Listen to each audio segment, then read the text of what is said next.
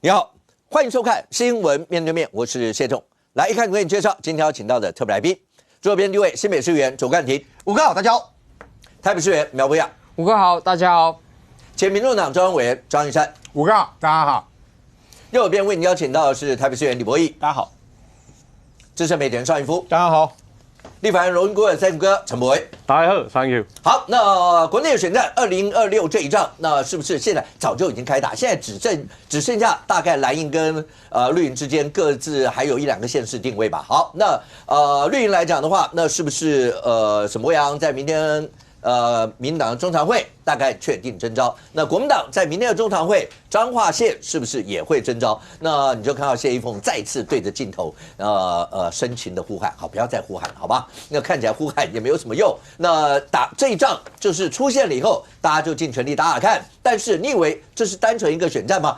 前面所讨论到所有包括军购啦，所有这些事情，是不是都会落在年底，甚或2028呢？好，那因为在军购这一块，包括无人机的这一块，是不是在未来？那蓝白已经告诉你说要摆在未来的预算里头，可是绿营告诉你说这个有非常迫切的急需性。那这整个来讲，大家现在把产业落在哪些县市，也已经直接点出来。那包括台中绿营提名的何金纯就已经直接点名了江启臣，说你看。这对在台中所有的这些无人机的群落的这所有的产业，到底有多大一些影响？显然这些都已经在各地方慢慢各自发酵，各自阵营里面又该怎么样看待？包括你看到最近出现一些议题，各自阵营里面会拉到自己人，那扯到自己人的一些后腿吗？好，待会儿现场来宾把最近这几天所有的局势一次让观众朋友了解。不过一开始先让您看一下，我昨天就讲吧，军购。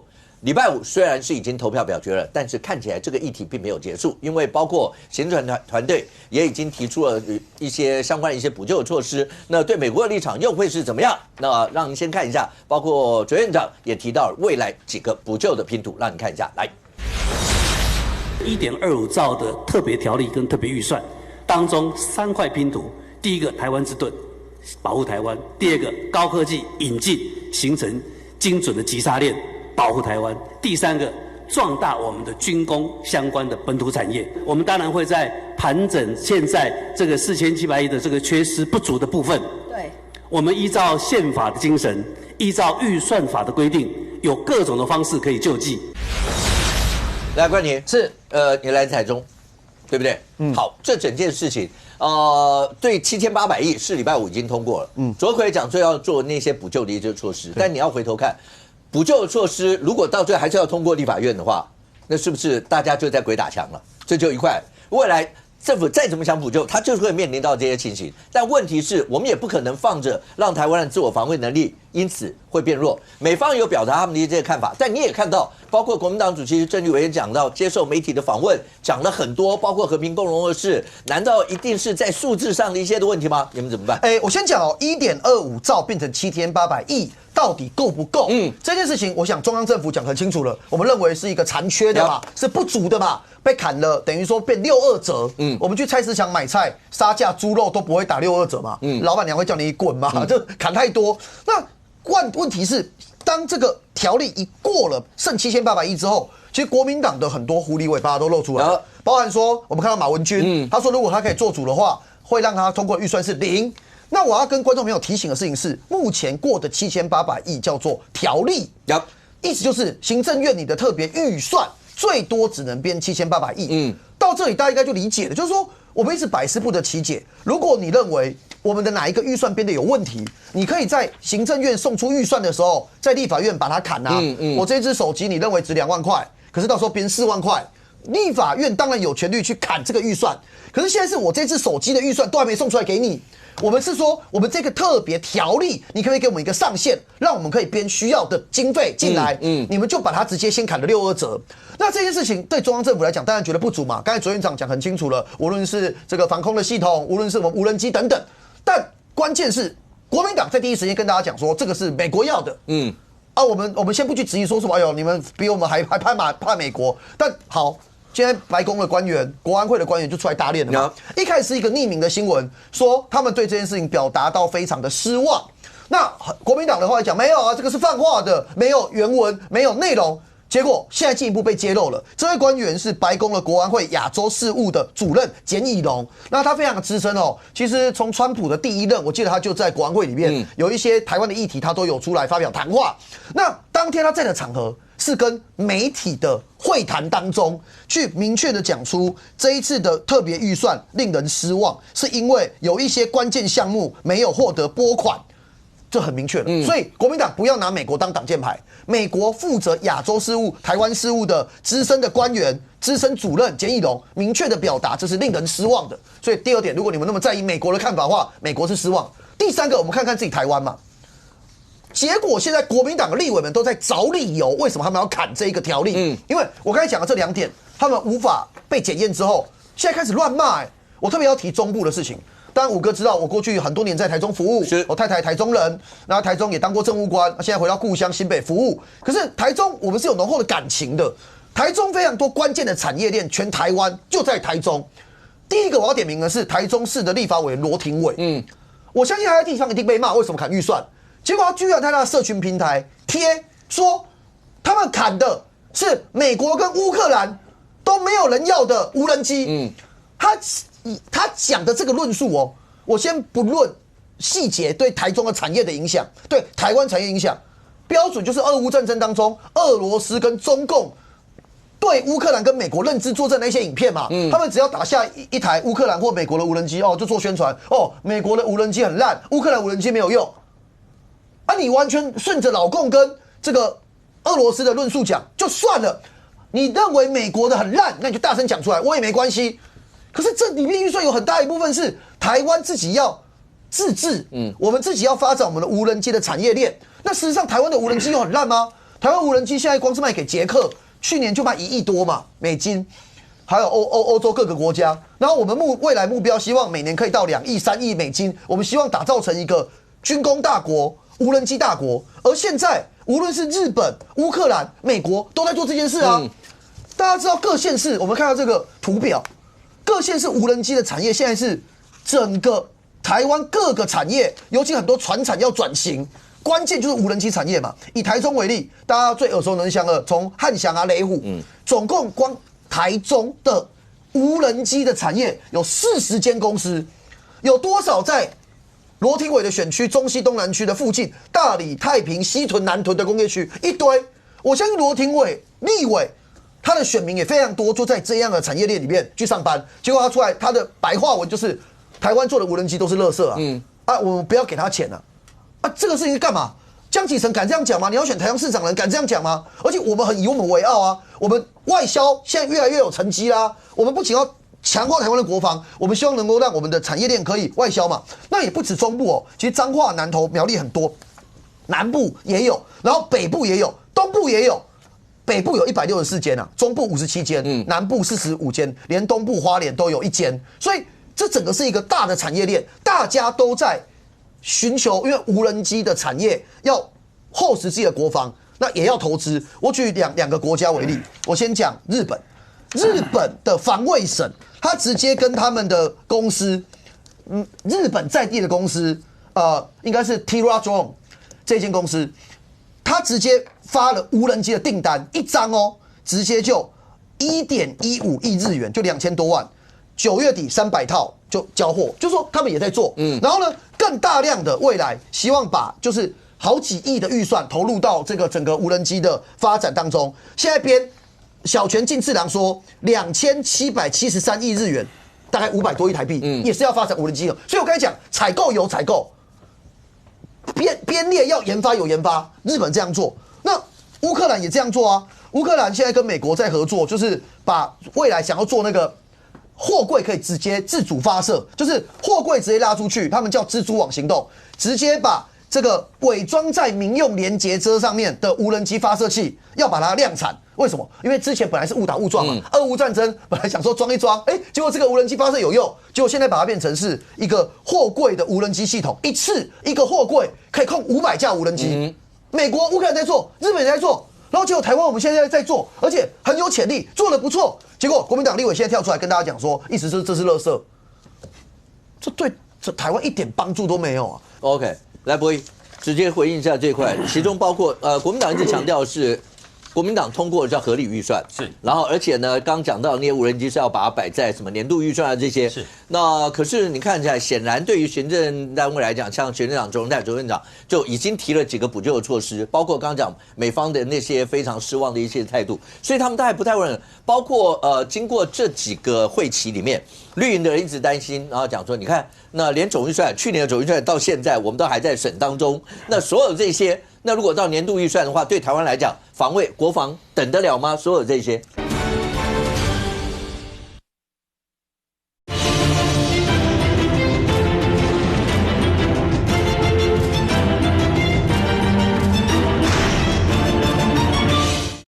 那如果到年度预算的话，对台湾来讲，防卫、国防等得了吗？所有这些。第一个，我先觉得美方也不用太失望了。你有想要什么发家书过来？我相信应该还有的谈，不会只有这7800亿啊。我讲白就是这样子嘛。那目前为止这7800亿，绿营的立法委员也没有人敢反对嘛。一开始还能赞成嘞，后来改弃权而已。代表什么意思？代表至少这7800亿，不管如何，在现今的状况，应该是还可以，至少如可能某一个国家的希望啦，没有到太离谱。后来如果真的需要追加或者需要的东西，我相信。一定还是有的谈的，不可能真的就打死嘛。有需求当然该做，这第一个。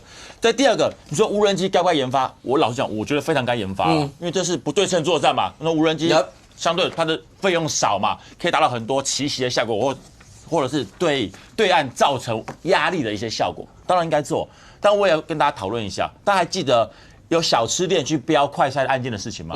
大家还记得有装修公司卖马桶的去卖火药的事情吗？所以我讲真的，我们在意的是，我们需要无人机的厂商是一个优良好的厂商，而不是可能只是跟某人关系比较好，或者是一些莫名其妙厂商。哪一家具体？我没讲对，我说如果好的都该讨论，好的都该讨论，好的都该讨论。叫你们之前讲马桶啊什么，那就点出来嘛。无人机哪一家厂商是你们认为说烂公司、鸟公司，他不应该有哪一家？如果不应该，那就不应该；如果他应该，我觉得本来就应该。我的想法是如此。所以说拿出来讨论，包括接下来到国防预算来讨论，我觉得都是合情合理啊，没有任何的问题啊。好的公司本来就该支持他。不给我们编啊？接下来会在国防预算里面去。我们现在是条例，特别预算没有而已啊。不要，拍子不会。现在是特别预算啊。我不是插嘴，但我还是我打断一下，不好意思，就是说，我觉得多西有个非常大的问题是。国民党，我知道你的论述是到时候审预算我们再来检视啊，哪一家有问题我们就点出来 ，OK？ 不是，我们现在连编的权利都没有了。我们这次是无人机所有伪制、所有商购有2块吧，伪制跟商购的，你们全部砍掉。所以这一堆产业到时候应该要送预算进去，会让你知道我们可能要跟哪一家买，编多少钱，这些内容我们连送预算的权利都没有。你们是连我们送预算的权利都把它完全都杀掉，这怎么讲？冠廷，你现在讲的是特别预算，我现在讲是国防预算，两个是不同的预算。特别预算了，对，我现在特别预算不同意，我不代表国防预算我不同意，这两个是不对，这种特别预算我们不同意，但是我没有说我们国防预算不讨论，这两个不同的事情不要把它混为一谈哦，不要好像以为只有一个预算，现在是有2个预算，一个是1.25兆的特别预算，以及我们的国防年度预算。1.25兆的特别预算被拿掉，是因为国民党也许在野党对于这无人机有疑义。我随便举个例子，2022年还记得吧？当时中科院采购无人机弊案。还记得吗？陆军给了中科院3.1亿，买了100架的无人机，一台造价300万。结果出来状况是什么？这新闻写的状况，试飞啊，坠毁好多台啊，影像传输有问题，传输过程延迟，飞行距离太短，作业半径不到10公里，状况非常多。所以我讲，好的厂商我们一定要去支持，不好的厂商我们不能够接受。所以这次在1.25兆的国防特别预算，我们不同意。但是接下来在国防预算，只要任何好的厂商应该要做的，我觉得本来就要去支持它。所以不会，你觉得在年底，就说，因为这可能就要拖到今年年底再编明年的年度预算的时候，如果在国防预算里面，行政团队就行政院把这一部分，国防部把这一部分编在年度预算里面，先不讲有没有排挤效应，这些我们等一下讨论。就这一块，你觉得国民党？我觉得这是一个方式。可我老讲，现在是。国防部说他不会提第2版本的国防特别预算，对，这是国防部自己讲的。但是如果真的无人机本身这个厂商包括各方面都是应该要做的，我反而建议国防部可以提，所谓第2次的国防特别预算，我觉得可以，我觉得可以。行政院的态度好像是对他们不提了，对，他们不提了，对，所以这个问题就变得很妙，就说我不是说站在蓝营或者是白营的立场，我想法是说，一个好的东西，我们本来就可以支持它。那之前有出现状况，所以蓝营包括在野党，他觉得是有争议的，包括我刚刚讲的小吃店等等乱七八糟的东西。但我不是说这些无人机厂商不好，所以如果国防部真觉得这厂商非常好，那是否可以再提第二个版本呢？我觉得可以来讨论嘛，因为民众会想要知道这些细部内容来做如何的辩解。还有一段刚才有讲到，像马文君委员所讲的那个领域，虽然他后来有讲说啊，他讲的跟你现在讲的有点像，他只是讲说不能都摆在特别预算，要摆在年度预算。可是因为他那个脸书的原文上真的没有写到这些，他原文里面就写一个零预算，然后郑丽文主席还在下面讲说什么加油台湾真的爱台湾啊什么类似这些。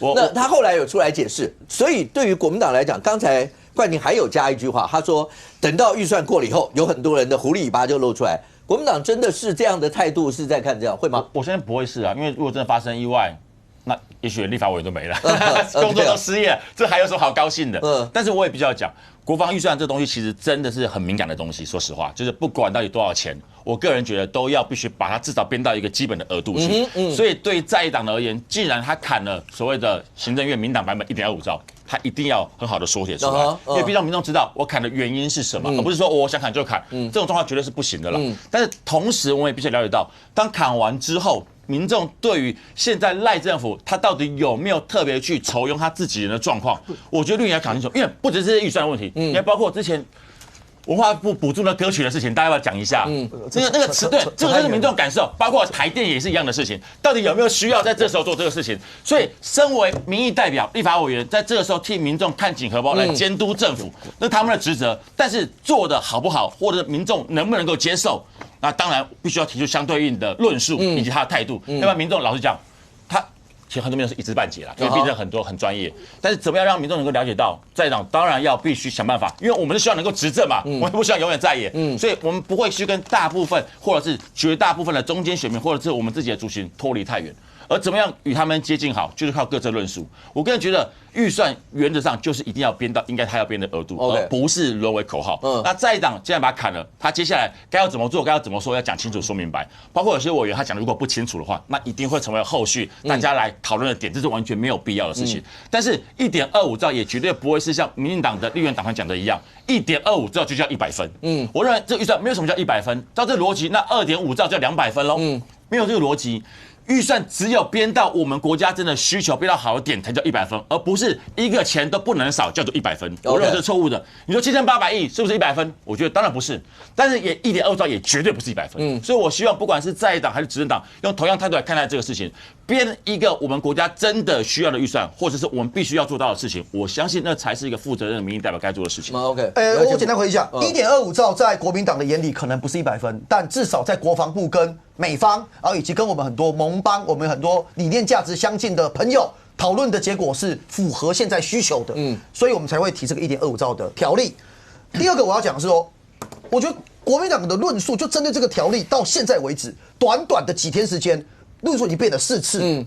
从第一时间跟大家讲说，我们啊，黄国昌有去美国啊，我们了解的状况啊，这几亿就够了。结果现在官员很明显就是，虽然伯义不希望他讲失望，但他们就已经讲出了失望。所以第一个，美国并没有支持啊，所以你们讲美国支持这是错的啊。第二个，你们讲说特别条例，那不要把它砍掉了，希望我们编到年度预算。可是讲完这个话之后呢，马文君马上出来跟大家讲说，没有这个，如果我在他的立场是0元。他的想法跟谁一样？跟欧桂芝一样，北鸟欧桂芝啊，就是他们论述就是，只要我们台湾是中国一部分，我们喊和平，我就不用编国防预算。所以到了第3个、第4个，就我刚才讲罗廷伟这一类人，现在包含伯义刚才也有提到，就是说，哎呀，因为你们以前采购有什么问题，所以我现在不让你过，不对。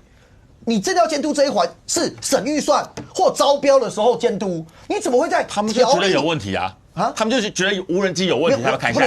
但是我不能够，我也觉得国民党不是国民党都很烂啊，不能这样讲。我想他们一定有他们觉得有些哪些有问题啊？没有，真的没有，因为现在还没有。怎么会没有呢？为什么？你怎么知道每个都是好的？我跟你讲为什么？我跟你讲为什么？不是一样的意思。我跟你讲为什么？因为这一次只框，比方说2500亿商购的，1000亿委制的这个预算，然后跟大家讲买什么项目。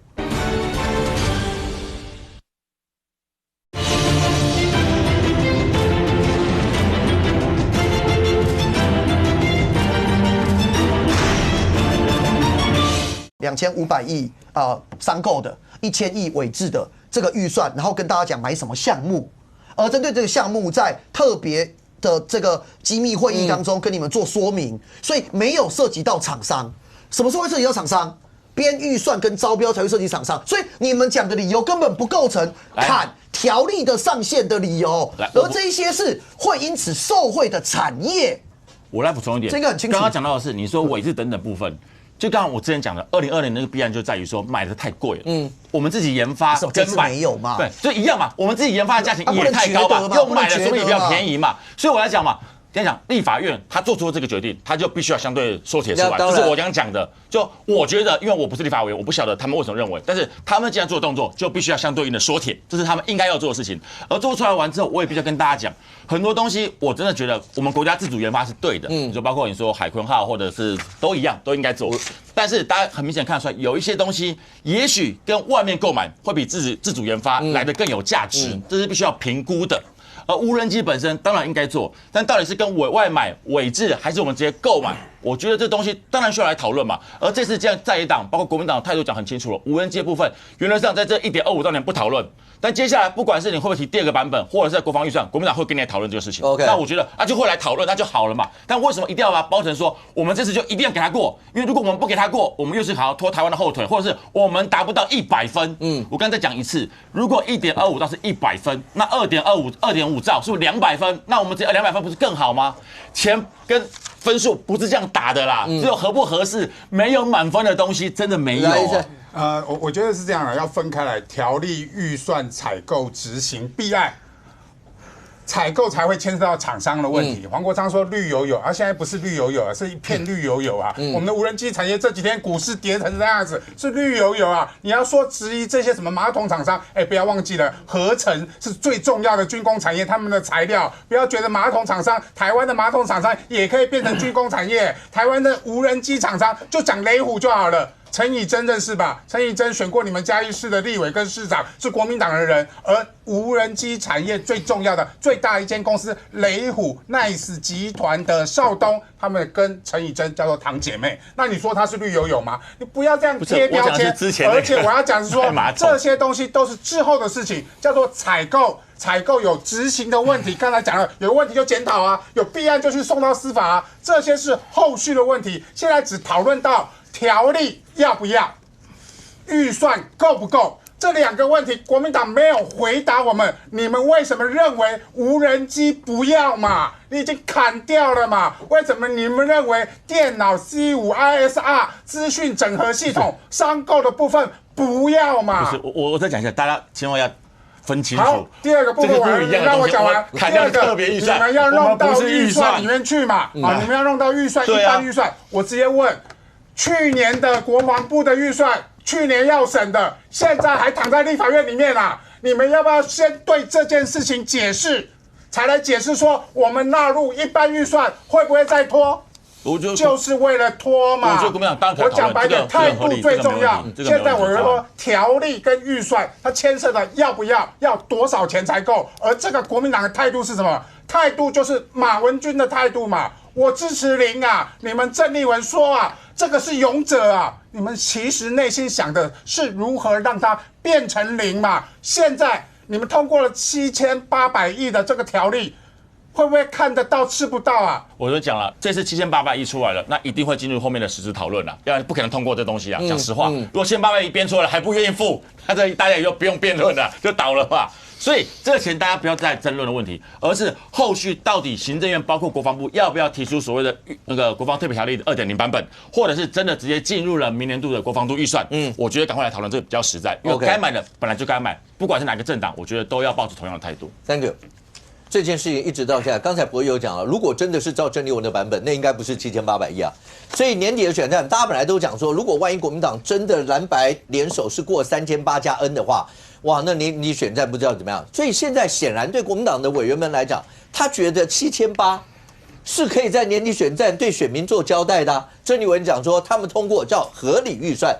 那现在就是大家就要跟老百姓在那边讨论什么叫合理预算，什么叫不合理预算，然后讲说不要被强迫，或是要搞得战争这样一些，然后才要这样。你要怎么样告诉民众说，包括被砍掉的那些预算，那个特别条例里面的，不管讲说伪制商购，然后无人机所有那些对台湾的重要性在哪，它的迫切性在哪，要怎么样去讲这些？要不然的话，到年选战是没有感觉的、啊。冠廷跟慈庸去看房子，慈庸看得很喜欢，他开价780万，慈庸说，他开价1250万，慈庸说好，冠廷说780不卖我就算了，那你觉得冠廷是要买还是不买？你说他根本没有要买，就没有要买嘛。然后我们再看里面的合约砍的有点多，我们再看里面真的要买，对，砍价才是买价人啊，不会有人卖你啊。那个业务就跟你讲说，你就买一间厕所然后我另外帮你做门牌。然后你再看这个特别条例，它其实里面是有相关法律规定新增的，而且是前所未有的。第一个，在本条例实施内1年，美方愿意卖的东西。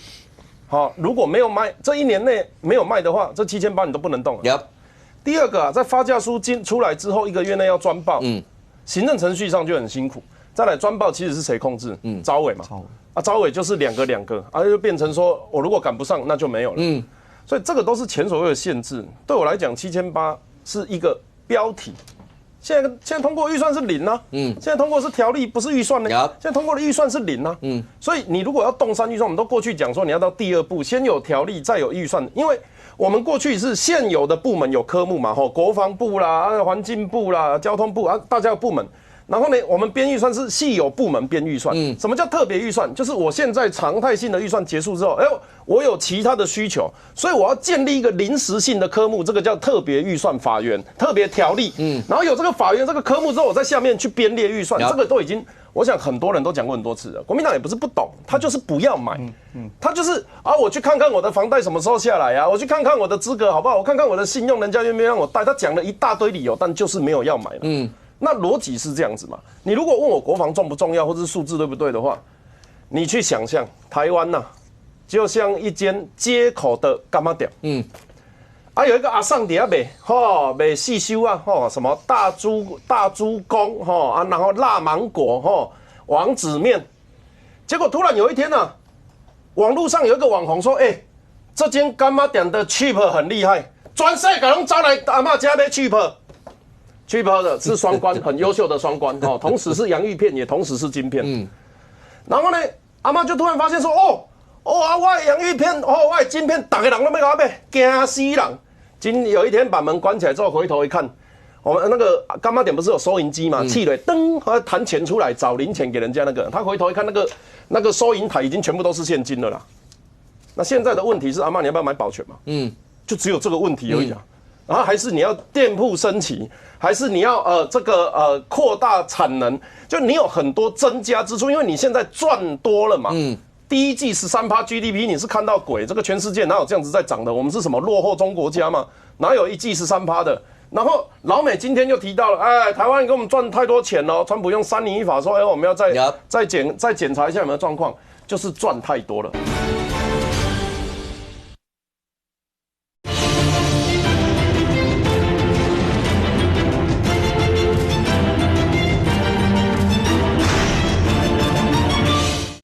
然后老美今天又提到了，台湾给我们赚太多钱了，川普用3年1法说，我们要再检查一下有没有状况，就是赚太多了赚太多了就必须要有相对应的这个叫资本支出。台积电资本支出世界高，为什么？因为我扩了再多的厂，我还是做不完。那台湾的收入多了，当然就除了要让老百姓有感之外，在政策福利政策的编列上生小孩啦、养老啦、那个教育这一些要去处理。那更重要的事情是，会不会被人家偷走啊？国民党现在的意思就是说，趁我们还没装保全，我装保全下去之后，你要并购就不容易了。我要装下去之后因为他们都会偷偷密会嘛，这个就好像个阿尚旁边有2个一个蓝色小精灵一个青鸟就跟他嘀嘀咕咕说，阿嬷要装保全阿嬷他要乱花你的钱，那个保全都是绿油油然后他的天使与恶魔就是那阿嬷的天使与恶魔阿嬷是谁？阿嬷就是老百姓。就是国防到底重不重要嘛？那重不重要？我们接下来进入国防到底删了什么？我跟大家讲删什么，今天目前为止是没有讲理由的。我也有他的说法，但国民党立院党团他没有告诉大家为什么删。第一个，边打边做弹药重不重要？伊朗现在被边境封锁，台湾现在他们的军演是什么？围台军演。所以围台军演的意思就是假设他围下去的当下，然后还没有人来得及过来的时候，你需不需要有边打边做的功能？那请问边打边做要在哪一个常态预算编列？这做不到。第二个，指管系统，我们买了很多武器大炮，然后在天上飞，这个，但是你要有指挥系统啊，去告诉他什么怎么做。我举一个例子，你知道，我不确定是广东还是广西啊，他们有一家无人机厂商宣称做了690万台，中国。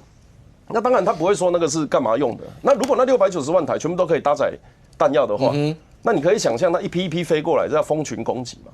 那我们的反制不是说把他们全部都打下来，其实还有一种方式是飞上去啊，然后这个电波干扰让他们掉在台湾海峡。你跟他讲我们不做啊，那些飞过来的时候你要怎么打？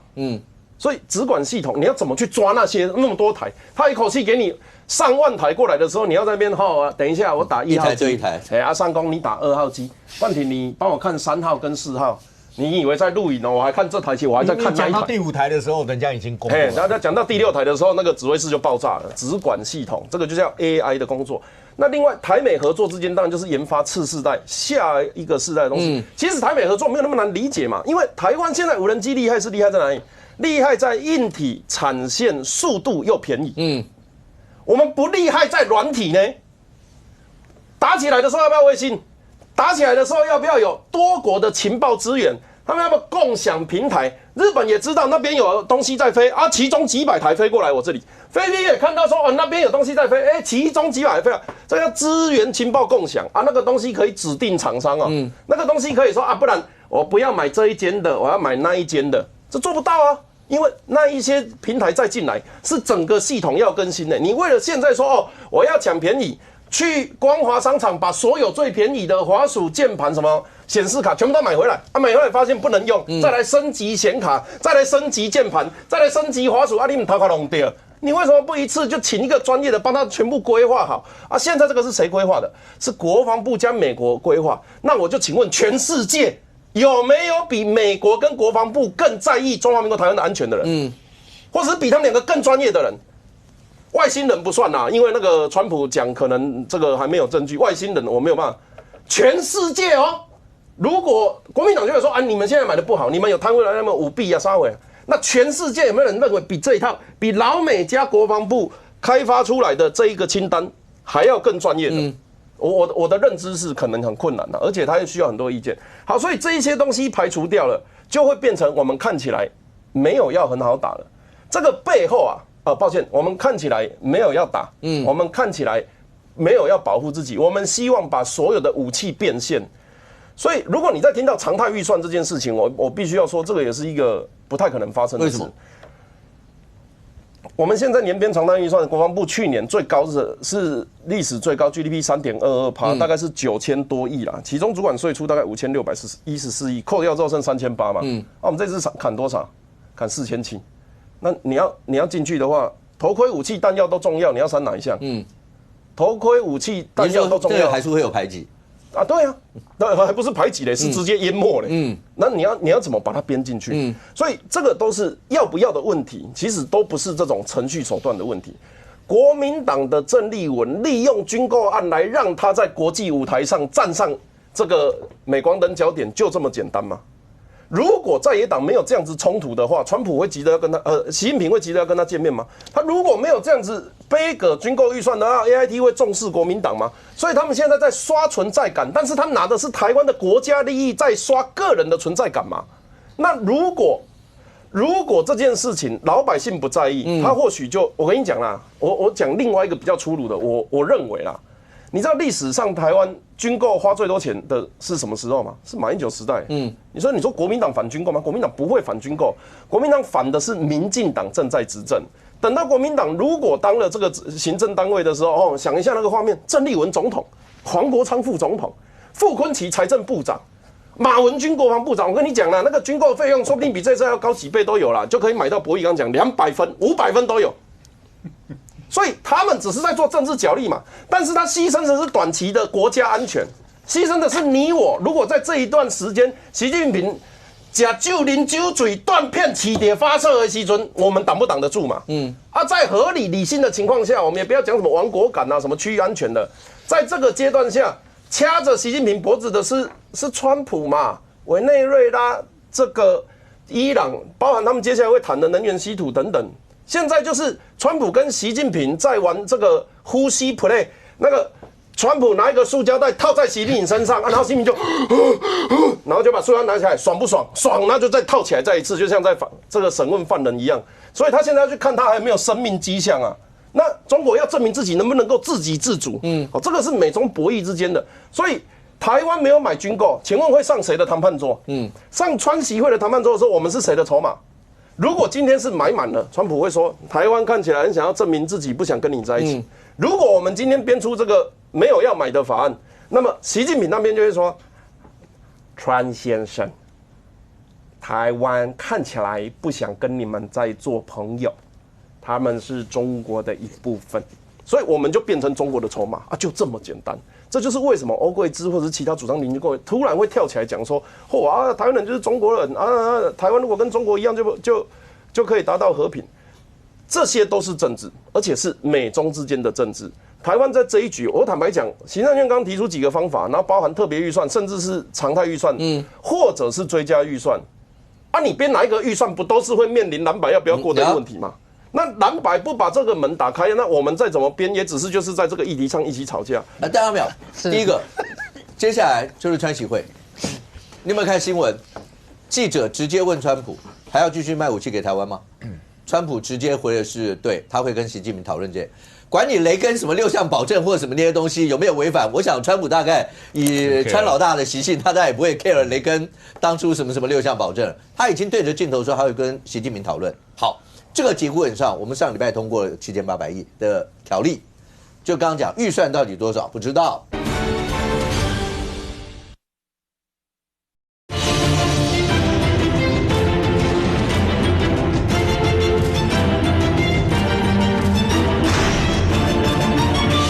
这个节骨眼上，我们上礼拜通过了7800亿的条例，就刚刚讲预算到底多少不知道，但是接下来会看。刚才 Thank you 就算讲了这么多。你如果把它回到一个再上位的概念，态度的概念就是，当我跟你讲和平2个字，当我跟你讲大家干嘛一定要战争呢？为什么一定要想到这一步呢？那够就好了，好不好？那郑丽文说过的是合理预算，不要被人家强迫或者什么战争的这些，好不好？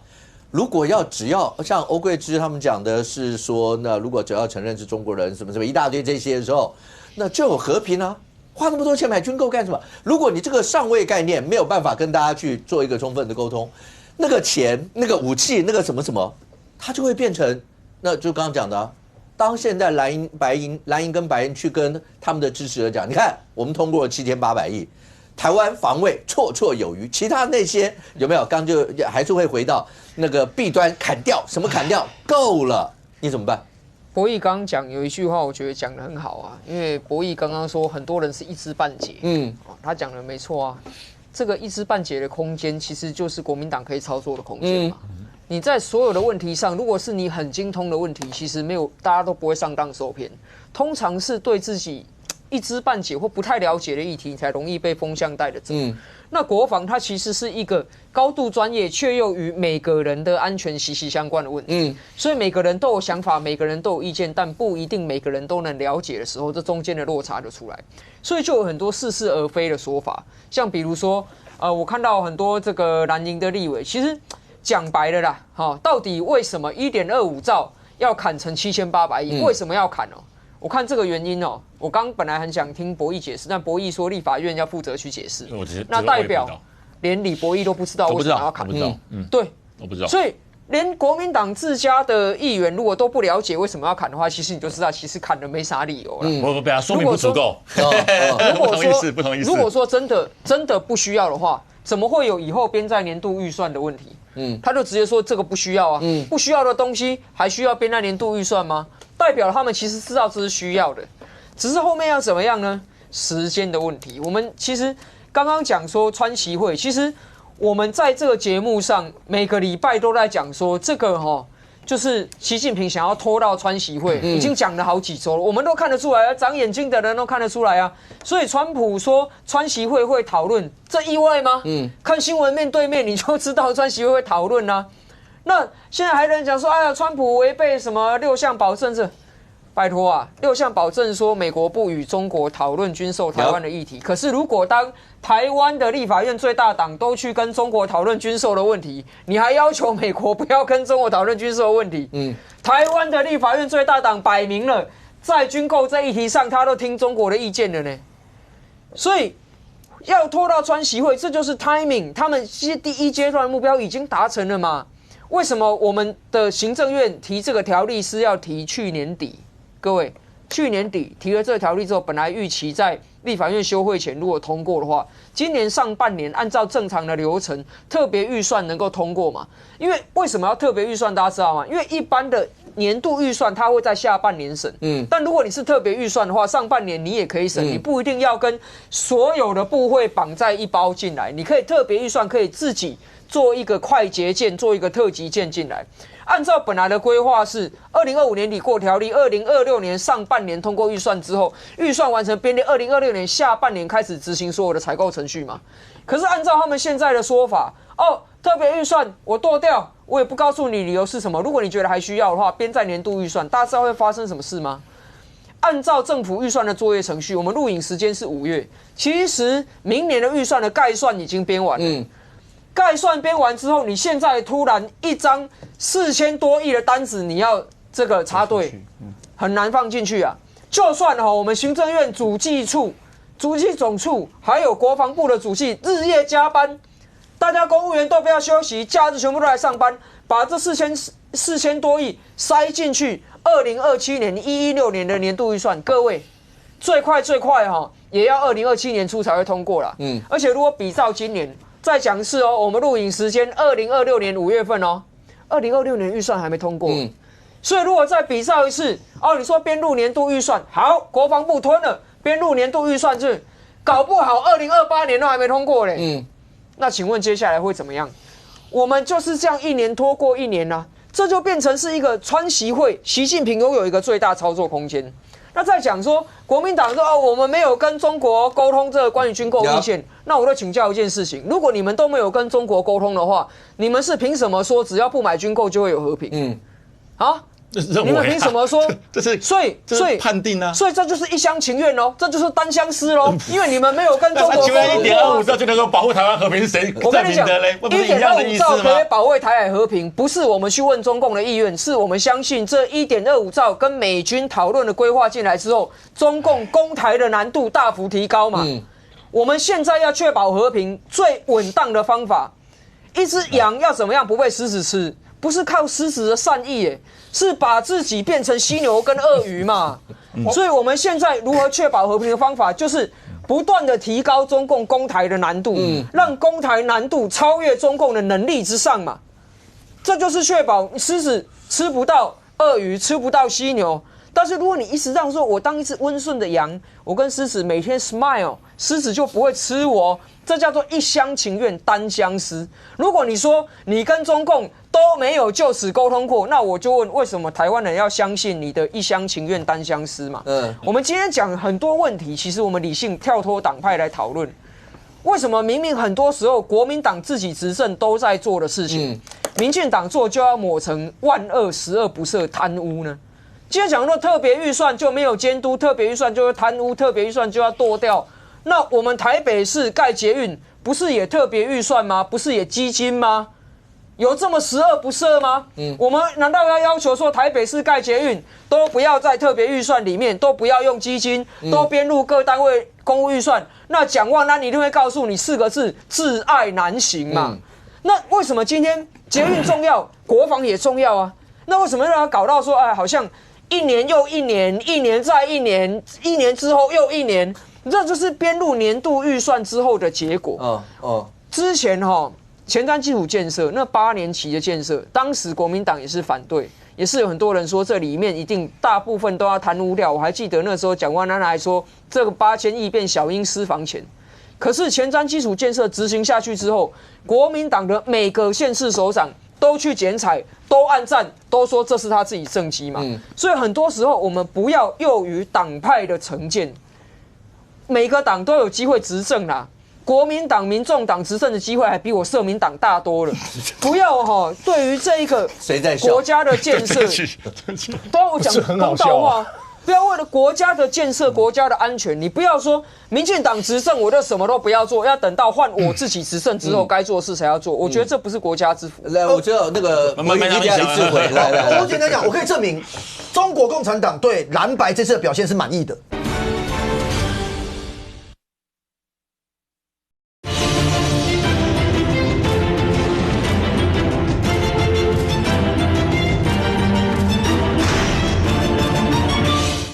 民进党执政我就什么都不要做，要等到换我自己执政之后该做的事才要做。我觉得这不是国家之福。来，我知道那个国民一定要一致回来。我简单讲，我可以证明中国共产党对蓝白这次的表现是满意的。为什么？我有证据。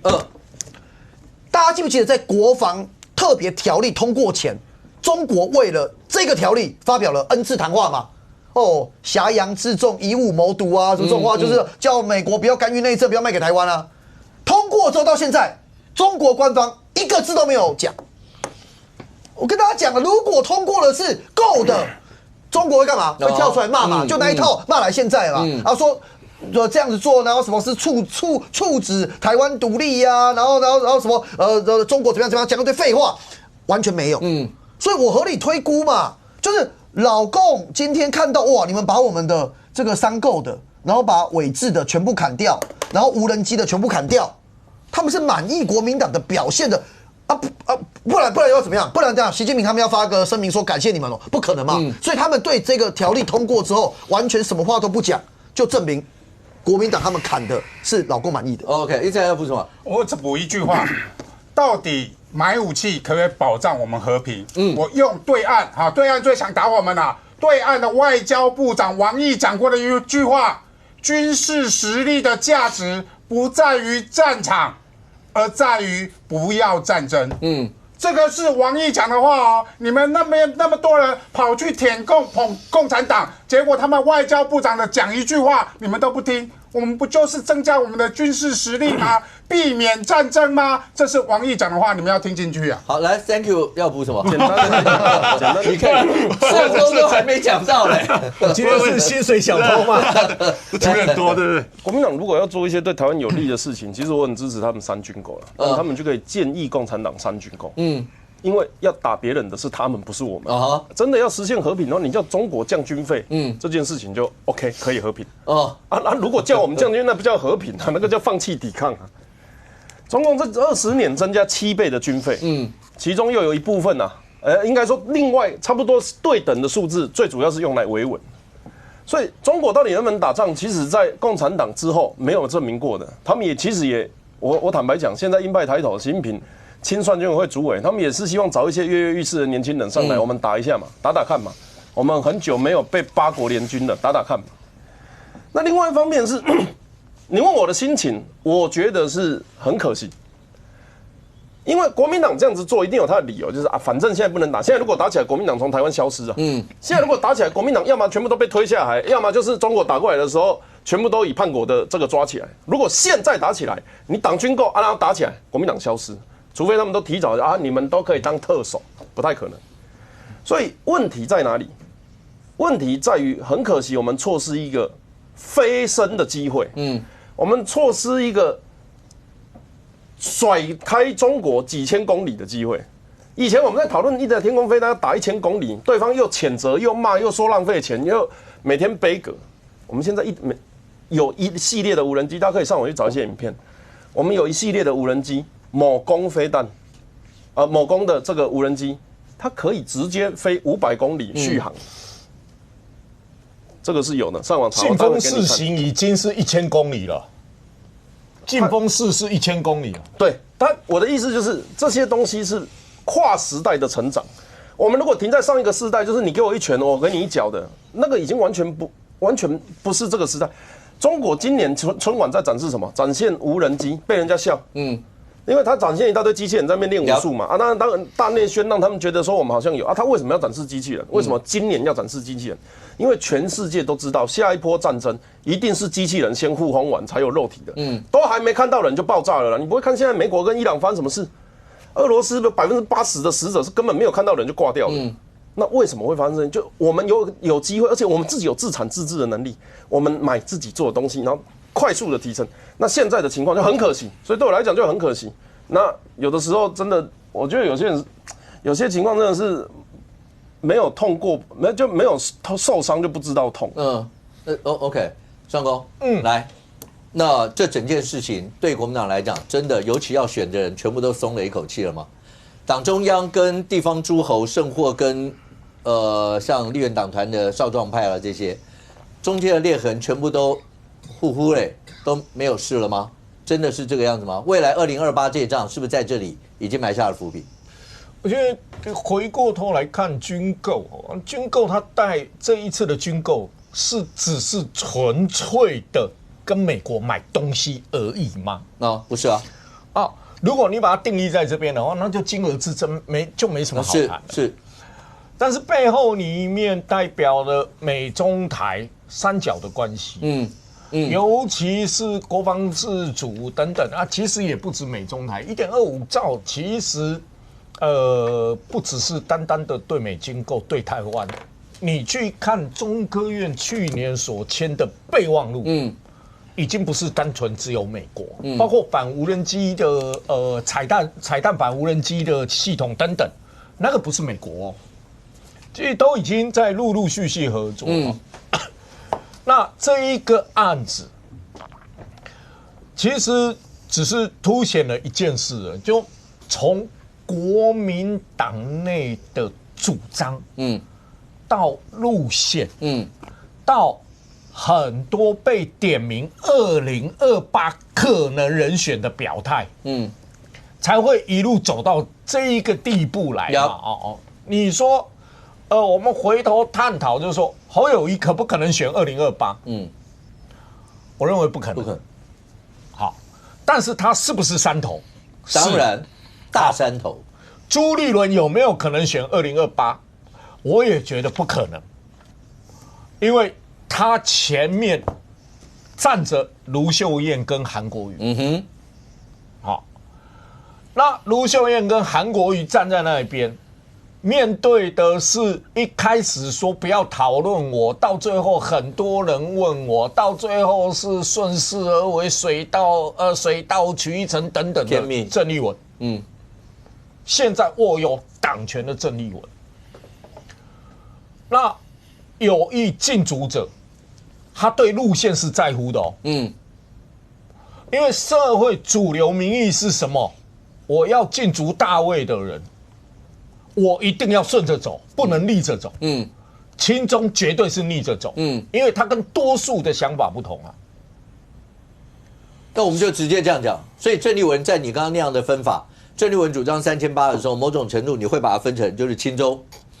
卢秀燕跟韩国瑜因为在过程当中看起来是希望尽量能够朝8000亿啦，甚或9000亿，所以比较算是亲美型的。这两个路线。在国民党内部，现在就是最大的波涛汹涌的来源。你看卢秀燕跟立委碰面说8100亿的徐巧芯的版本是比较合理的，然后赴美。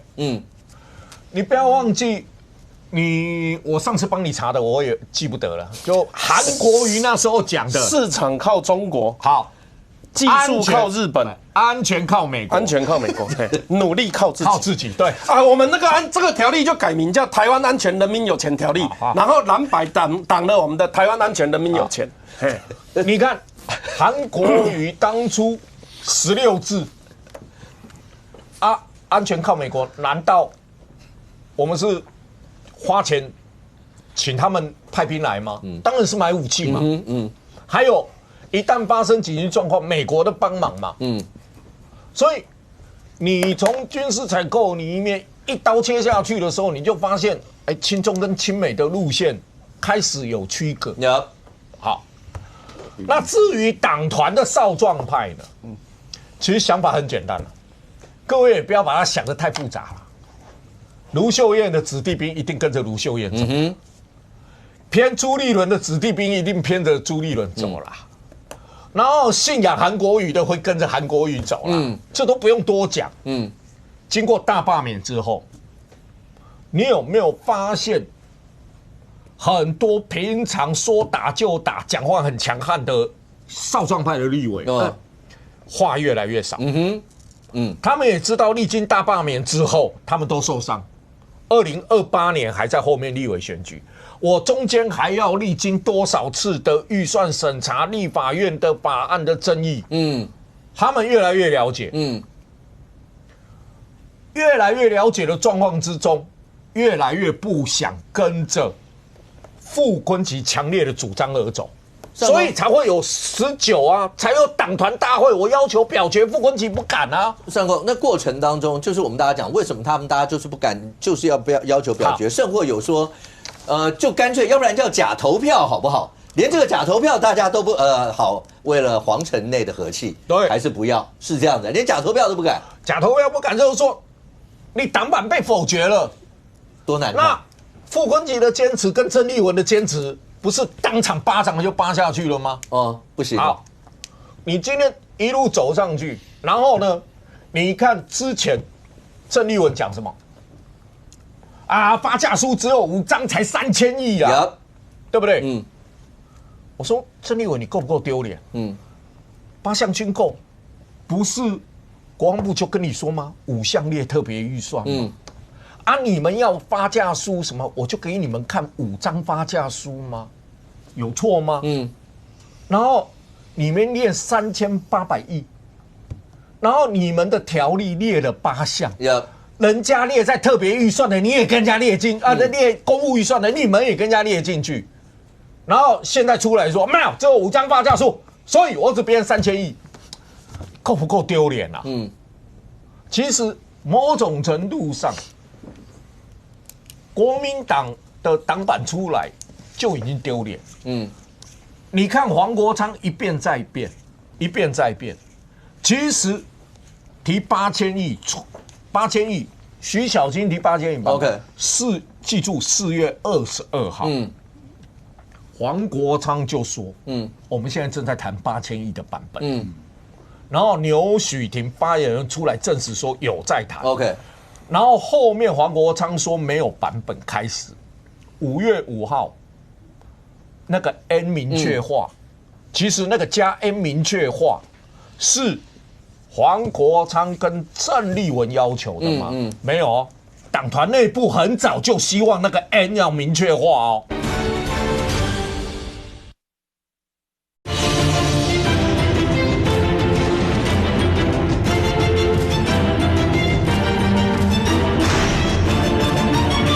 没有，党团内部很早就希望那个 N 要明确化哦。OK， 否则对外一直讲不出话来哦。5月5号跟黄国昌谈完，5月6号去跟韩国瑜谈，韩国瑜也希望那个 N 能明确化。5月7号跟卢秀燕谈，大家说傅昆萁是被亲美派策反，那我请问一下。郑丽文跟黄国昌谈好5700亿的时候，傅昆萁知不知道？傅昆萁如果不知道，怎么会有国青的联合修正案的版本？在5月8号要审之前，5月7号就讲出来了。OK， 那哪里来的？是一定讲好以后党团下去运作的嘛？所以说傅昆萁是被亲美派给策反。我不认为，我不认为。OK， 那傅昆萁为什么会松手？因为大家谈好。第二个，回到一个傅昆萁的利益，他要不要选副院长？如果江启臣那，他要不要选副院长？所以他这些少壮派的票，他要不要？OK， 党团内部如果假投票，谁要他要不要这些票？上公刚讲很简单嘛。上公刚讲那个可能是后面原来各自内心大家算。郑丽文有没有某种程度也希望到美国去访问的时候能够更顺利，见到比卢秀燕还要更高层级的傅昆萁？有没有刚上公讲的那样一些想法？那弄成了最后像这样一个好，刚讲这个军购看起来并没有完全落幕，因为包括行政系统是不是还会再提，后面还要在立法院再来。我可以补充一下哈，特别条例跟预算之间，我们刚才都谈过了。对不起，特别条例的通过，并不代表行政院可以编预算。不行编哦，到目前为止不行编哦。总统今天公告，对，公告完了以后，行政院可不可以把3000亿的预算丢进来？答案是不行。为什么不行？因为第6条。第6条条例通过后，1个月内，行政院要提出专案报告并备询哦。你要记住那个法条条文有个并备询哦。然后结束后，经立法院同意，死得筹编哦。那意思说什么？你预算能不能编，我还要再同意一次哦。对，这个条文赋给了立法院极大的权限，就是告诉你，我特别条例过了，但是对不起哦，你还要来跟我专案报告哦，还要备询哦。OK， 备询完了以后，对不起，你还要再看我一次脸色哦。我说 OK， 你可以编3000亿了，你可以编3000亿。我说，哎，等一下，我们另定期讨论要不要同意，那我们就可以继续跟你拖时间哦。所以这整件事情看来未来对所有的军购案来讲的话，条例过后面是不是还会有 Part 2、Part 3所有这些？但3个这些我刚刚讲，因为年底要选，过一个数字的条例，感觉上让蓝营的很多人松了一口气，要选举了2028的所有这些。可是真的在过程当中真的是这个样吗？好，譬如说我们讲几个选战的地区，年底的选战对2028一定会有影响。最重要的几个地方，现在大家在看的彰化、嘉义、宜兰，尤其新北，新北不可讳言，重中之重。谁拿下新北，大概2028江山拿一半。今天出来一份最新的民调，新北蓝白合以后，以四川42.5，苏巧慧41.7，剩0.8。跟上次郑传媒做的时候，那时候李四川赢4点多，中间经过这一段我不知道是因为军购的发酵，立法院所有这些讨论，所有这些现在剩0.8，也就是说，好，对李四川来讲，新北这一仗要守下来，希望白银那个地方蓝白合了嘛，所以黄国昌在这边要扮演什么样一些的角色？那看起来川博士没有让黄国昌进竞选团队，可是黄昌一定在这里面应该扮演一些的角色啊。要不然的话，他主席当假的，他当初跟你民调完以后就说我愿赌服输，我一定会帮忙啊，不是吗？我觉得我之前就讲过，黄国昌这叫精致利己主义嘛，他在每个时间点会做出对自己最有利的判断嘛。然后现在最有名的文昌傅3个联盟嘛，我突然才发现他们3个加起来好像6个党没有错吧？郑丽文国民党、民进党。郑丽文、黄国昌、傅崐萁3个加起来6个党所以他们就是会在每一个当下选择对自己最有利的条件而且这几个5个，傅崐萁有国民党重复了。5个，因为2个都没有固定的。那你要这样讲，5党也算，5党也算。好啦，那不是重点。我的意思就是，他们在做决策的时候会给自己留最多的后路，然后会有最无限的可能。那其实从这个比较宏观的角度来讲，就是包牌嘛。那坦白讲，民主国家也是一种包牌的行为。那民主国家本来就两边的，比如你要说统独啦、左右啊、蓝绿啊，本来就有不同路线的竞争。所以这一些人他们有一个擅长的做法，就是渗透拉进来打出去这也是老共的战法嘛。只是我们是在民主国家，我们不用打架，我们是用渗透。所以你看黄国昌现在第一个，他从不能够管党务的民众党党员变成民众党党主席。你看他现在在弄的全台湾的提名。其实就是在把以前的人赶走啊。为什么4年前看到的人民一一浮现？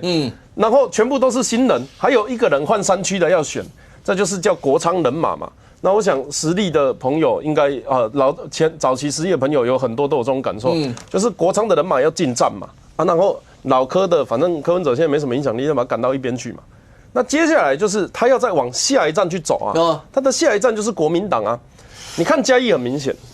嘉义，我认为是蓝白，你要说默许，或者是说有共识，或者是说心照不宣的，让国民党去支持民众党的候选人。对你去看去的立委啊，大部分都是年轻的第一任。那为什么他们要去？对他们来讲是选票顾虑，我们要给民众党一个好的观念呐、好的观感呐、那未来啊选举的时候，你们会来帮我的忙嘛？所以你看啊，什么罗廷伟、徐巧芯、罗志强，还有谁？廖伟翔吧，他们都有去。老的就不会去了，所以对他们来讲是他们想要巩固自己的地盘，拿到那3%、5%，或者是更多，或是更少的数字。那可是呢，这个在政党政治来讲，哇，这不用开除哦。哎，你不是初选之后，去挺他。对，你是在初选的过程，有一个叫翁寿良，嘿，你有自己国民党的候选人，你跑去给我集体支持民众党，这什么意思？这就是被民众党靠进来了嘛？哎。最新的新闻，陈之冉昨天还叫板本来是国民党去占民众党就已经够过分了、哦。你民众党的我也不知道他现在到底是什么职务，跑去骂现任的嘉义市长，你还不要说他是党职，他是公职呢。啊，你是不要跟薯条哥敢倒沙钢结你哈黄敏惠哈？你凭什么啊？你甚至不是嘉义人呢？这个是什么情况？就是植入然后控制。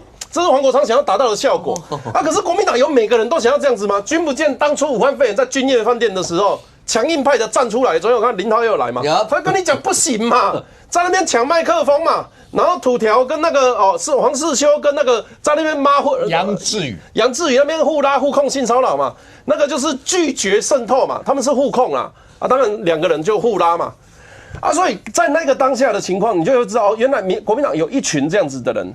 可以利用，不能利用的话也离我远一点。但有一群人是你侬我侬嘛，是水乳交融嘛，所以李四川，我认为啦，他应该是要比较属于侯友宜的路线，对于他新北的国民党的接班想象是比较稳定的。那他的接班想象就是可以用就用，私于小会站台拍拍照，不会影响国民党的票。你觉得国民党支持者会因为看到李四川跟民众党的人站在一起，于是把那个照顾你乡里邻里30年的人，突然就我觉得民众党比较好，那要转过去，其实不会。所以李四川的动作就是无伤大雅的情况，我相信他跟党内的议员候选人也都沟通过了，去做了这个拍照。可是你说要让黄国昌进新北团队，那画面简直不要太美啊！以后他抛出议题的时候，都黄国昌当发言人，黄国昌当总干事，那个媒体嘟到忘记李四川在选呐。一定是的啊！那去的时候就问黄国昌我想苏巧慧出来辩论苏巧慧辩论，苏贞昌出来辩论，苏贞昌的阿公出来辩论，就每天找人家辩论嘛。然后大家就忘记新北市长国民党候选人是李四川的，我是候选人，我也不要他当主委，那个就是来抢风头的。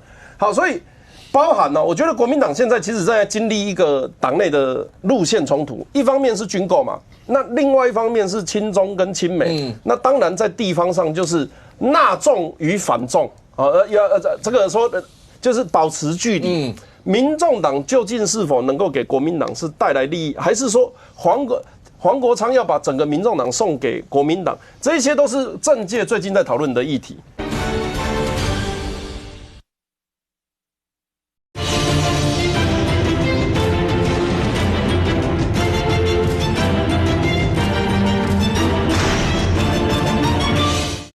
民众党究竟是否能够给国民党是带来利益，还是说黄国昌要把整个民众党送给国民党，这些都是政界最近在讨论的议题。但是呢，我要报告，我认为民众党这样子的个性，以黄国昌带领的民众党的个性，其实跟柯文哲一样他是随时会跳来跳去的。那过去绿营受过伤害，在台北市或者是乃至于总统大选。那未来国民党能不能驯服这一个小野兽我们也都很有兴趣在观察。博宇跟冠廷，新北出来的最新的民调，觉得为什么会是这样一些的演变？你们自己的观察。那另外在新北，最近大家看那个今天是淡江大桥通车典礼。那为什么通车祈福典礼？通车祈福典礼，对，是一定要讲完全名。因为一个通车祈福典礼，为什么在媒体上面也引起了一些的互尬？我还是要先讲3Q刚刚讲的，就是我觉得2个政党要合作，不能够太刺猬跟太尖锐，这个不好合作。那民众党的好朋友们，他们的表达的一些论述跟言论，如果太过的尖锐的话，对于接下来的合作真的不容易。陈志涵，你说谁？没，我就觉得没有针对谁。你会怕他，你恐惧了。我是为了两党和谐好，好不好？不讲是谁，温和一点，圆融一点。我相信两个党要能够尽量的包容在一起，一定基本的尊重要有。圆融啊，对，尊重要有啦。就是说，每个人做好自己的职务。如果在立法院，就做好立法院的职务。那地方打选战就打地方的选战，立法院的职务的人就不要去讲地方选战的事。我期待啦，但是因为民众党内部好像比较，我不想他们到底。我跟你介绍一下，陈志涵现在的职务是立法院党团主任啊。好，没有，志涵也是很温柔，有温柔的那一面的啦。对，要多展现出来。对，所以我只能说，就双方政党不一样，一定有不同的想法是正常的。但是要一起打选战，那必须很多地方要能够互相的包容跟理解。那目前如果有些太过于让另外一边不能够接受的言论的话，我老讲对于接下来选战没有帮助。我这个是不只是呼吁民众党，这次呼吁我们国民党，希望双方合作能够更顺利。这第一个，在那个大桥的部分。我觉得最奇怪的点是什么啦？就先不讨论他到底办的是什么活动，到底是通车活动还是祈福活动，没有关系。办活动一般来讲，在地方上办的这种大型活动，尤其丹江大桥，这么多年来花几百亿进去。以前被人家开玩笑说，每一次选举就浮起来，对，然后选完以后就下去，终于盖好了。对，所以正常这种大型的活动，不管是地方上要出面，中央要去展现他的这个政绩都没有关系。原则上基本上的尊重会做到，就说该发的都会发了，地方上只要有关系，不管台北市、新北市、高雄，不管什么颜色啦，这该发的都要去做到了。这一次让我最觉得惊讶的是，他不是没有发这个邀请函给各单位，他是跟你讲叫你不要来，这是没有听过也没有看过。因为既然你要求他不要来，那一开始之前就不要发函通知他们有这个活动嘛。那你交通部那个时候一开始是希望区长来，就后来要叫区长不要来，啊，要叫里长来，不是当整个事情大家都已经知道的时候，后来再做去改变的，那地方上耳语就会多嘛，而这个东西就会被大家觉得说，是不是中央又想要独揽功劳了？就讲白了，就是不想让你分一杯羹，我要割到尾。这个淡江大桥就是我中央的政绩，跟地方无关。那个交通部长不是讲说9号已经办过通车了？那9号办过通车，那祈福现在办什么？祈福不是在之前办的吗？我通完这才要祈福吗？这个怪的顺序有点怪啦。就我觉得办活动什么时候办都 OK， 但是该来的要有的高度要有。以前盖房子不是都是开工拜拜，就是开工前就拜了嘛？对，有人盖好以后拜拜，这少见。对，但真的要做也不是不行，但是。要么就一开始你就不要通知所有地方，我就自己来嘛。对，我就自己交通部办一个活动，我自己想祈福 OK。但当你已经文发出去邀请完之后，最后再改变你原来的邀请，叫他不要来的时候，这个才是最大的矛盾点，这才会让大家缩嘴的地方。但现在对川普来讲的话，那个苏巧慧在后面的那个脚步声，就一直在耳边呢，很近了，很近了，而且越来越近。对啊。我个人觉得就是。不是越来越近，已经并肩而行，民调已经是并肩而行。对，如果以这数字来看是没有错，所以我只能说，第一个是否真的稍微在对选举的规划上是否慢了一点？我觉得蓝营赶快检讨一下，是接下来不管是政策方面，或者是形象方面，或者是给民众的观感方面，要赶快补强。在我所料到，就是苏巧慧的确在地方上跑，听说是很认真、很勤劳的，这个当然也是要给予鼓励跟尊重，代表他很认真。川普应该跑的也很勤劳，一定也是，大家都这么勤劳。为什么有那种被追？然后因为民调会一直对，所以我想说，是否你说党中央到底跟地方选举有没有关系？我觉得或多或少一定的。那党中央之前最大的问题又回到刚刚军购的事情了，就是说3800亿跟所谓的不管是7800或8000亿也罢，不是我们国民党在不在乎这个军购预算？国民党为什么会松一口气？原因是因为其实我所了解到了。其实应该要有的金额应该是8000亿左右的金额，但那200亿是就是这左右的8000亿左右的金额，就是那个上下那个水位的金额上下了。水位，但是3800亿跟那个是有落差的。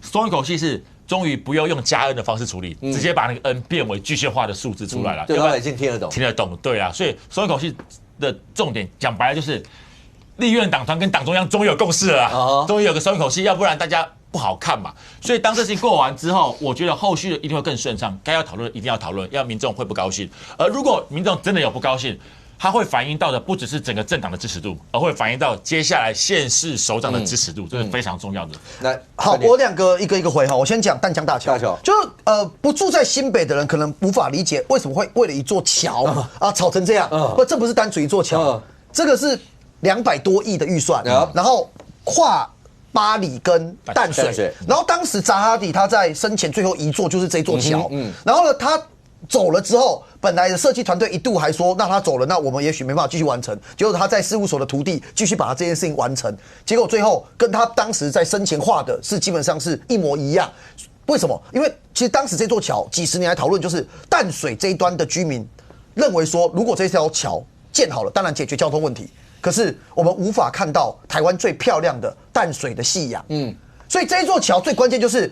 建了200多亿的桥，要安全又漂亮以外，你还不能挡到夕阳，所以挡到风景。对，然后风景就真的是那个夕阳哦。你知道他们当时这个团队到台湾，为了画就是这一个桥的设计跟夕阳什么时候降落，整个下去跟起来，太阳升起跟日落的状态。在台湾住了1年，就住在淡水，然后就每天画。所以我的意思说，这是一件美事。所以我先讲，其实代表地方政府跟中央政府都很关心这个建设啦。这第一点。第二点哦，我稍微说明一下，大家会好奇说，为什么9号就办了通车典礼了，怎么12号还在拜拜？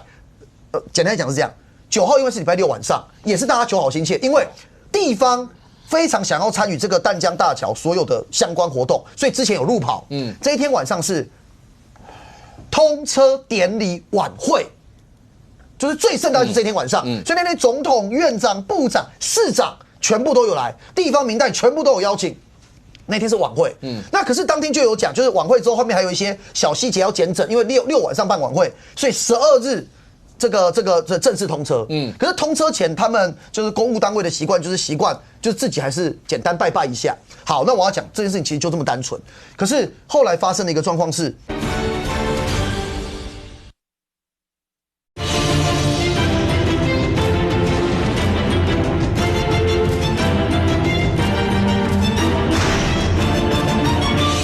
好，那我要讲这件事情其实就这么单纯。可是后来发生的一个状况是，他在这个拜拜的当下，其实市府的很多人后来有收到相关消息，然后地方民代有收到相关消息，然后想要去参加。那交通部就讲，我们这个没有对外就是开放。然后当时本来有邀请的2个区长，现在据媒体报道说，那是不是你们2位也不用来了？不然都来没办法。那我不知道是因为场地原因还是各方原因。就这么小的一件事，然后就搞到今天通车典礼现场，民意代表、里长冲去现场抗议。我觉得这完全没必要。我老实讲，我完全理解，就交通部有点委屈，就是觉得说我们就已经办过了，也邀请大家来过了，今天只是一个拜拜，怎么会搞成这样？以后我的建议是，像这种活动。如果人家知道了就让人家来。第二个，我建议大家这么喜欢拜，我们今天通车拜嘛满月也办一个活动，然后100天再办一个，然后1年之后再办一个，要办就全部都办，大家拜到底。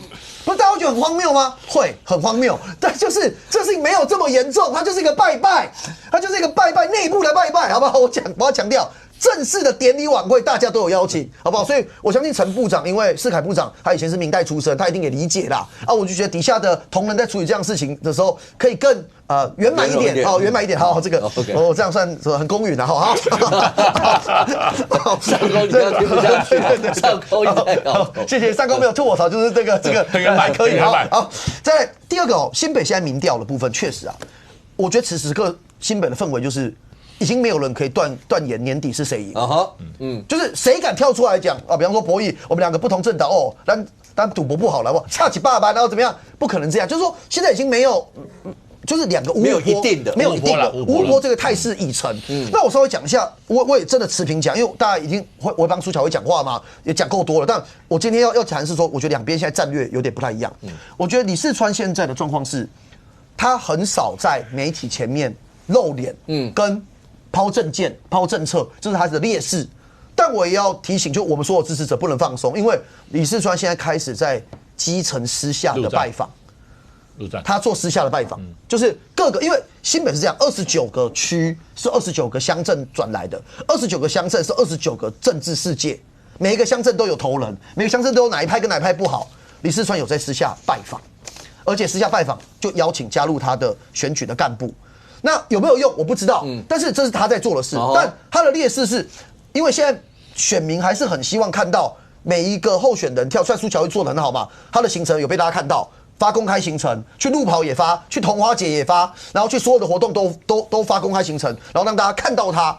那也借机抛他的政见跟政策，所以我觉得现在那个声势的状况是一开始李四川民调领先民进党很多，领先苏巧慧很多，可是现在苏巧慧养功之后，已经变成2个人五五波。那我觉得接下去就是关键期啦，就是说这个整个状态啊，因为苏巧慧做得早，就是说苏巧慧不用拜访吗？那苏巧慧过去很多新北基层他该走的也都走完了，我觉得2个优劣的差异。OK， 阿淼。其实每一次年底选战的时候，都打双北城，双北一定是，然后双北啊，然后什么双城奇谋啊，类似这些。所以蒋万安在新北这，不要说他自己选择这台北、新北，他也会扮演一定的角色。那就以蒋万安台北来看的话，蓝营一定寄望蒋万安能够在台北把忠孝发挥到最大，胜过可以当全国这次选举的领头羊，然后牙高五村，然后可以把他的所有的效果外溢到，尤其不管新北、桃园、基隆所有这些地方。老鼠这一件事情，你觉得到目前为止对蒋万安会产生什么样一些状况？这个事情哦，大概是暴露了他在治理上的问题啦。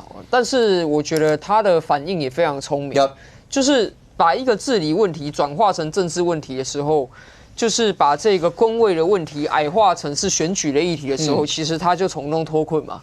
因为台北市毕竟它有一个特性是蓝大于绿，这一点我想大家都不用否认。你从过去历来的所有的市议员选举就可以看到了，蓝绿的基本盘的差距就是摆在那。所以蒋万安他在面对他的这个老鼠问题，其实他本质上是一个治理，你的公卫治理现在出现了破口。那可是他很快的反应是说，他讲了几个政治语言嘛，这个南蜀北宋是认知作战然后呢开始。这个外围啊，就有一些人帮他炒热气氛，说这个是为了铺陈什么民进党谁要出来选这之类，这言语出来之后啊，他这个就巩固了他的蓝营的这个区块嘛，就是说蓝营的选民大概就是最近有一个民调出来，觉得挺值得参考，就是说有50%的市民认为台北市确实鼠害严重，但是呢，这个50%的市民认为台北市鼠害严重，并没有反映到他们的政治意见、他们的政党选择上面。这就显示了，认为鼠害严重的市民，他不认为这会改变他选举的选择。所以这也是一个我认为啦，其实蓝绿两党都应该去思考一件事情，就是治理当然是我们这个城市最重要的基本盘。那可是当你在选举论述治理的时候，你要怎么样让人家有效的在你的支持上面做反应？就很多时候选民投票的那个意向啊，其实决定的因素很多。他有时候明明就知道 A 候选人是好的，但是他比较喜欢 B 的党，所以他盖给这个 B 候选人。他明明知道甲是比较有料的，但是他觉得乙风度翩翩啊，他喜欢这他也盖给乙。所以我觉得在这个情况之上，我们当然希望以议员的角度，我们希望台北这个城市好，但这城市好要有一个好的治理团队。那现在蒋万安他的优势跟劣势其实都是同一点。蒋万安最大的劣势就是他在市政上的把握度其实不够，他在市政的把握度其实比柯文哲低的。但是他最大的优势是他知道他在市政的把握度不够。所以他一直非常积极的在做很多的形象包装。你可以看到他上任之后，所有重要的他设为政绩亮点的，其实都是那种只要给钱我相信可能选给博弈或冠廷都可以做到的事。比如说，如果有充足的预算，博弈跟冠廷来做台北市长，也可以每人每周发一个鲜奶，这可以做到啊。只要有充足的预算这个博弈跟冠廷来做市长，都可以营养午餐免费。只要这个预算编了，我在各大商圈盖负压隔离的吸烟室，这都没有问题。那刚好就这么刚好，从今年开始，台北市每年都比往年多400亿，而且还会随着经济发展再更多。所以蒋万安他的策略很简单，他非常聪明的锁定了这些只要有钱就可以做出来的包装。包装好了之后呢，他把选战的主轴会远离治理这个问题。当然，就我的角度来看，我个人在投票的时候，我是看治理能力的。但是要问大多数的台北市民，你在投票的时候，你重视的是什么？因为台北市坦白讲，常年都是台湾资源最丰富的一个县市，所以对于很多市民来讲，他会觉得说，我现在生活过得不错，我只希望我的市长这个平常比如说讲话啦，可能看起来温良恭俭让，然后呢，看起来这个整个的精英感对了，他可能就会愿意去选择这样的人。那当然，我觉得民主时代就是相信人民的选择，变成是民进党作为挑战者，你在推荐台北市候选人的时候，你可能要去思考到，针对台北市民想要的，不是针对民进党支持者想要而已，而是针对台北市民想要的。我觉得倒是可以去尝试着把国民党寄望要全国辅选的蒋万安，能够让他专注在台北市。我觉得这个是很重要的战略目标，不然宜兰也好，彰化也好，或者是一些这个像新北现在说55波这些选区，我想国民党现在是寄望蒋万安去做救世主了。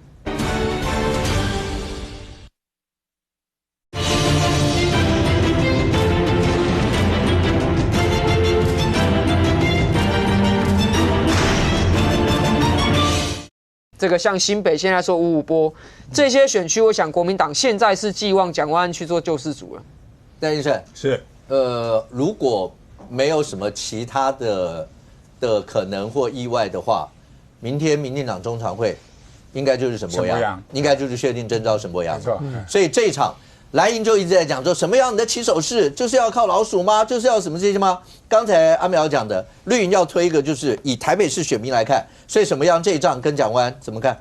沈伯洋如果是老鼠要算沈伯洋可以宣布当选了。因为台北市民认为鼠患严重，有高达50%那么沈伯洋不是过关了？今天可能跟这个苏巧慧跟李四川那个民调一样啊，跟蒋万安 PK 啊，就不是嘛？鼠患的议题从1月的时候，民进党还在那边劝进郑丽君呢，还没有沈伯洋这个名字呢，所以1月的时候市民就已经开始关心这件事情嘛，是蒋万安是否有做了些什么事情，让市民觉得我到现在还没有感觉嘛？所以沈伯洋被媒体问到的时候，这一题他如果当选台北市长，他要怎么做了？给了蒋万安现任市长一个建议，他还用台北市民的身份因为他还没被提名，到今天为止他还是台北市民啊。所以这些建议，包含前市长陈水扁，我觉得这个不是蓝绿问题，甚至也不是南北问题嘛，就是城市治理的公共议题。而陈水扁作为一个前市长，他特别还提到廖正景。你蒋万安也可以问廖正景，廖正景也是国民党员的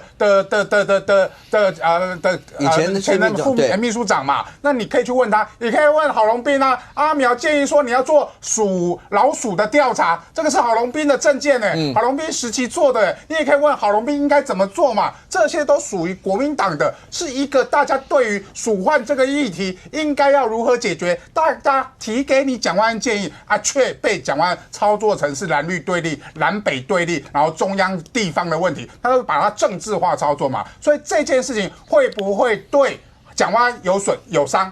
但是伤的不是说是沈伯洋提出来的，伤的是你作为一个台北市长，包含台北市民也认为你应该去处理的时候，你没有去处理，你把它泛政治化嘛。包含他现在做所有的相关的倾销，卢秀燕也要做倾销啊，人家是一里一里做结果蒋万安的12区叫做重点处理，这个会不会对市民对你台北市的治理产生一个疑虑？而沈伯洋这个未来他有可能会不会持续对于所谓的市政议题提出检验，而这些检验都是你蒋万安必须要做的。这样子，如果大家很合理、很理性的讨论市政议题，蒋万安你不断的去把它蓝绿对决操作成选举议题的话，反而对蒋万安来讲是一个大扣分。OK， 尚公，最后请问一下，全国现在最瞩目的一个地方应该变彰化了吧？彰化，然后彰化，我记得您上礼拜好像有说，其实国民党中央还蛮乐观的，对刘慧兰，对刘慧兰。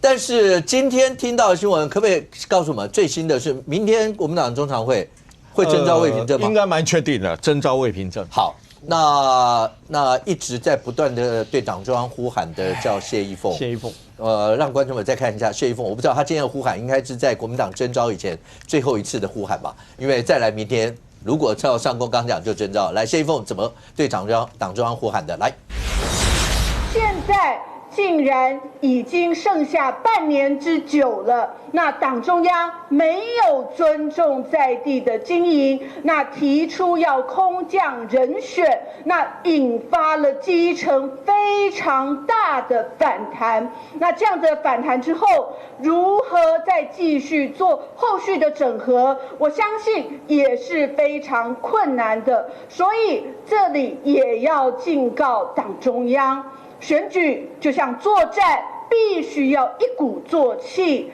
然后，不然的话就会再而衰，山而竭。张总，你刚刚讲，其实不管怎么样呼喊，看来明天就是魏平珍会出现。是出现以后，因为媒体上报道，谢依凤他们讲说，你要这样子要打赢彰化这一仗，有点 Mission Impossible 的感觉。这样，彰化这一战对国民党来讲的话，看来年底似乎是非常艰难一战了。你看，除了谢依凤、柯成法还有洪荣章，柯成法也很不爽，柯成法直接说怎么可以搞得这么乱然后少数几个人在这边关在里面就可以决定人选等等，柯成法也很不爽。洪荣章也是说一个乱字，他也不想多说了，就是说你面对整合都是困难的，面对整合都是困难的那当然中间有几个转折嘛，谢依凤当然是家庭的问题嘛，因为他弟弟议长把家里的事情都外显了嘛，所以大家都知道他们家里面的问题嘛。那如果不是谢依凤，柯成法的民调最高，但柯成法是基层最弱，空的。民调高，但是基层最弱。对，他选过立委嘛，他那时候王惠美当选，他去补选。但是连任的时候就输掉了所以呢是一个基层薄弱。那洪荣章民调最低，没有知名度。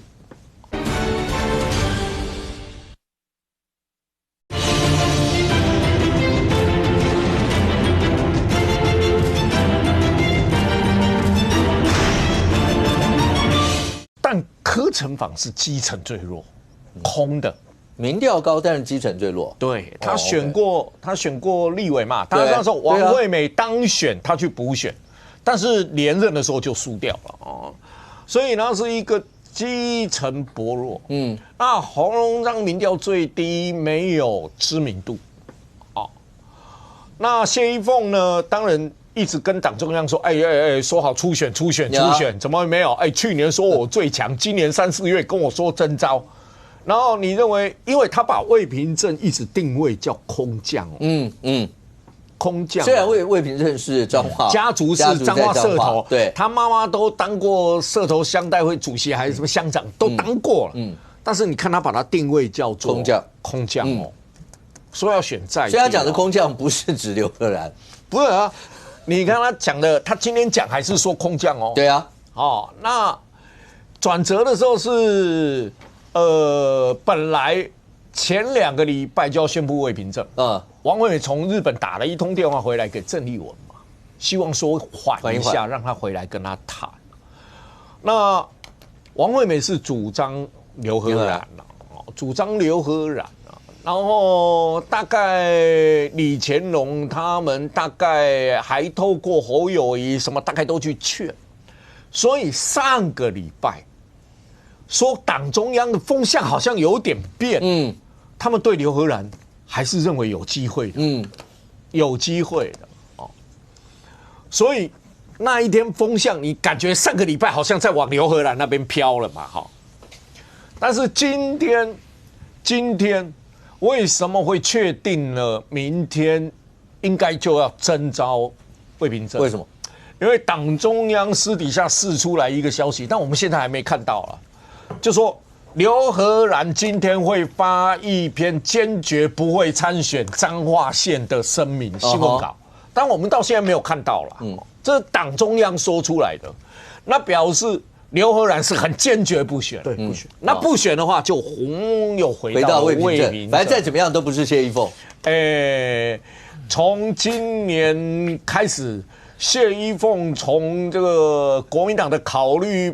名单里面一直往后移，现在连名单里面都没有了就现在不是刘荷兰同意刘荷兰刘荷兰坚持不选魏平正，现在选择就是这么简单了。OK， 选择就这么简单了。所以明天现在听到的消息是，主发会好像已经接到主席办公室的通知了，所以应该明天中常会征召了。魏平正，好，来那个博弈，最后30秒，针对这样，本来彰化是国民党执政，年底如果要选战，有什么闪失？这个版图对国民党来讲，100多万人口第7都啊，没错啊，摇头了哈，不乐观了哈。对啊，怎么会完成这样？我一直觉得，其实每个节目讲都一样。我觉得选举是要派最强的人选，对啊，哪一个政党都一样，才合理。